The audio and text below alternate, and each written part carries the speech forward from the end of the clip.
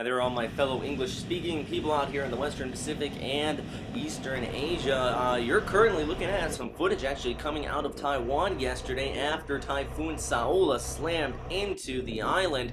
You can see the entire footage by clicking the annotation currently on the screen, but just towards the east of Taipei, over 2,000 millimeters of rainfall occurred. I actually got some footage out of that area by clicking the video embedded into the website below this one. But in central Taiwan, 800 millimeters occurred in the past 24 hours alone. And to put that into the empirical sense, that is over 30 inches of rainfall within central Taiwan. Absolutely devastating. 6 deaths sadly have been recorded out here. In the Philippines, upwards of about 24 deaths have been recorded due to this storm system as well. So Saola, a very well documented storm, unfortunately though, is going to be going down in the history book as a very deadly storm. It definitely has caused a lot of damage. But let's pull back to the satellite shot here, because not only Saola has been the deadly storm out here, but also Damrey pushed through, actually not so much deadly here, but very damaging as it pushed through the Amani Islands and southern Kyushu. Now it's running off there towards the Gulf of Bohai, bringing some heavy rainfall around northeastern China before shooting off towards the northeast here. And then we also are talking about this system around the Osagata Islands. That is our newest tropical storm, Haikui. I apologize if I am pronouncing it wrong. The newest name system has not quite been updated on the site. I usually get these pronunciations from. So Haikui, though, now it's pushing off towards the west. But let's do a quick recap on Saola here. There's something I want to mention in its track, and that it's clear, just absolutely respect for the mountains here across Taiwan. These mountains really squeezed out that rainfall, adding up to just those staggering totals. But as you can see here, it started to move off there towards Miyakijima, then it pulled towards the west. It looked like it was going to go straight across the country here, but then it hit that mountain change. The center of circulation kind of lingered here, and I do think it did make landfall, but then it just bounced back out to sea and pulled off towards the north.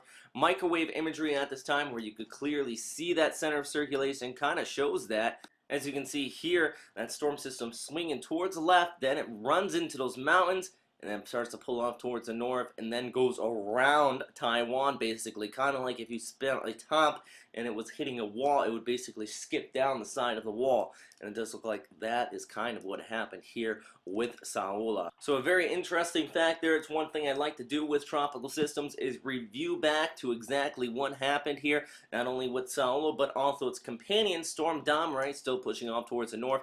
Both of these storms are still continuing to bring some heavy rainfall. Over 400 to 500 millimeters could be found along the eastern coast of China.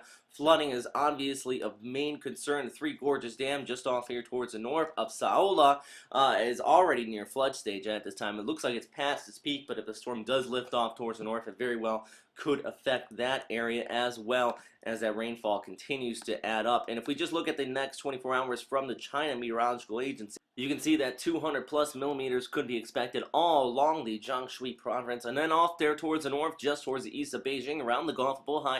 Also seeing these staggering rain totals. I know I mentioned about 400 to 500. Some localized areas could be seeing about that.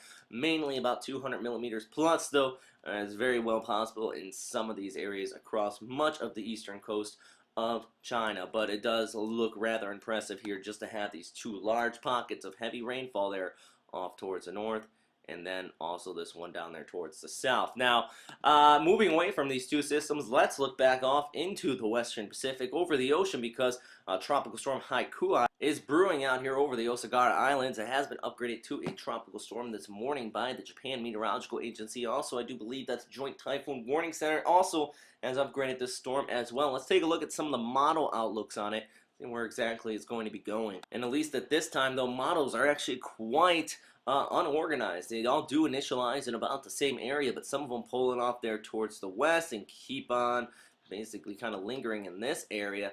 But the general consensus is that it's going to go towards the west, linger in that area, and then swing back northeast, possibly affecting the Kanto area, including Tokyo, Japan here. So let's actually look a little bit closer here on just one of the models of GFS. And the lingering and then taking off I just mentioned here will be very apparent. We have our tropical storm Haikui, excuse me. It's moving off there towards the west. Then it starts to linger, even drifts down there towards the southwest, possibly affecting Okinawa.